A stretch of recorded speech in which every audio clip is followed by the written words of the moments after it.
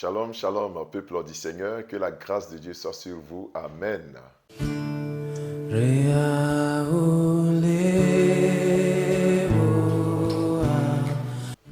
Vous êtes sur la montagne, notre moment quotidien de prière. Et en ce vendredi, nous lisons le texte de Néhémie, le chapitre 6, le verset 1 et le verset 2, qui dit ceci. « Je n'avais pas encore posé les battants des portes, lorsque Sambala, Tobija, Geshem, l'Arabe et nos autres ennemis apprirent que j'avais rebâti la muraille et qu'il n'y restait plus de brèche.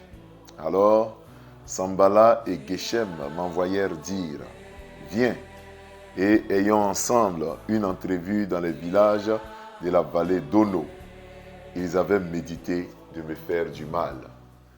Amen. Bien-aimés frères et sœurs, le thème d'aujourd'hui, c'est les ennemis personnels de ta destinée. Les ennemis personnels de ta destinée. Et le texte que nous venons de lire nous parle, n'est-ce pas, des attaques personnelles du leader. Lorsque tu es sur le chemin de ta destinée, lorsque tu es souvent proche du but, lorsque tu es prêt d'atteindre les objectifs que Dieu t'a fixés, l'ennemi multiplie ses attaques et cette fois-ci, il change de tactique. Au lieu d'utiliser les attaques extérieures, les attaques intérieures, il utilise maintenant les attaques personnelles. C'est l'ensemble des difficultés liées à ta personne. C'est-à-dire que l'ennemi t'attaque personnellement. Il peut donc, dans le cas d'espèce, te distraire par de vaines propositions. Ici, alors que Néhémie avait fini déjà de bâtir la muraille, il ne lui restait plus que les portes à poser. Vous voyez, il avait presque fini le travail. Ou je dirais, il a fini le travail. Mais qu'est-ce que l'ennemi fait? L'ennemi l'invite à une entrevue. Sambala, Tobija, Geshem, l'Arabe, l'invite à une entrevue pour échanger avec lui.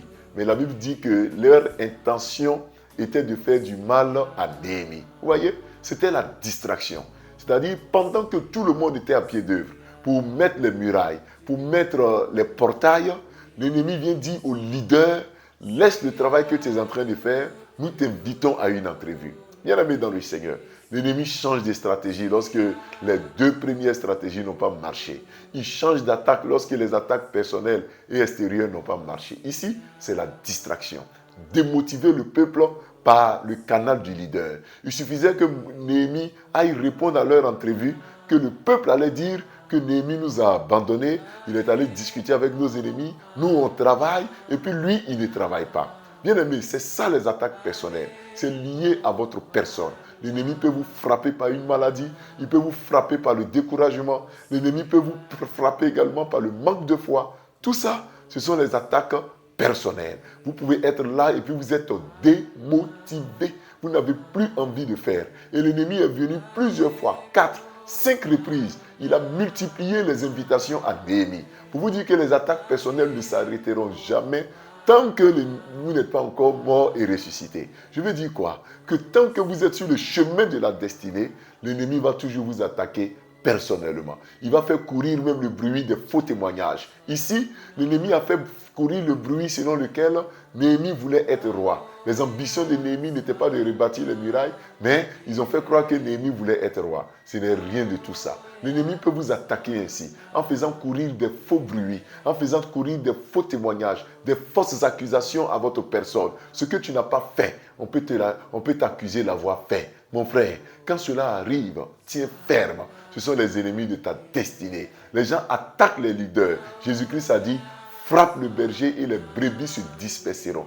L'ennemi sait que s'il atteint Néhémie, tout le peuple juif sera découragé. Et ils vont vous attaquer personnellement. Mon frère, ma soeur, ne doute pas de ton leader, ne doute pas de ton mari, ne doute pas de ton épouse. Lorsque l'ennemi veut agir dans votre vie, il va s'aimer le doute. Tu vas commencer à douter de ton leader, de ton pasteur, de ton prêtre, de ton guide religieux. Tu vas commencer à douter de ta femme, de ton épouse. Et quand le doute s'installe, bien aimé, c'est la division. Tiens ferme. Lorsque les attaques personnelles viennent, ne réponds pas à leurs invitations malsaines. Ils avaient médité de faire du mal à Néhémie. L'ennemi va toujours méditer de faire du mal. Cesse donc de collaborer avec Satan. Cesse de collaborer avec ceux que tu sais qu'ils te veulent du mal. Arrivé un moment de ta vie, ne réponds pas à toutes les invitations, à toutes les sollicitations. Il faut pouvoir dire non quand il le faut. Et Dieu va t'aider sur ton chemin de destinée. Que Dieu te garde au nom de Jésus-Christ. Amen. Inclinons-nous dans la prière. Éternel notre Dieu, nous te célébrons, nous te bénissons pour ce moment que tu permets. Au moment où nous sommes en train de passer dans le week-end, Père, je prie que tu te souviennes de chacun, que tu te souviennes de chacune.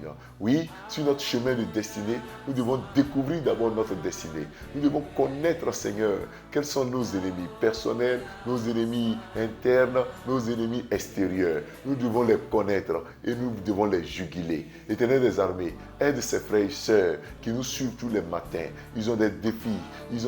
Certains sont aux prises avec les fausses accusations. Certains sont démotivés. Certains même sont tombés. Seigneur, relève-les. Car l'ennemi les attaque aussi personnellement. La distraction vient les dérouter du bon chemin.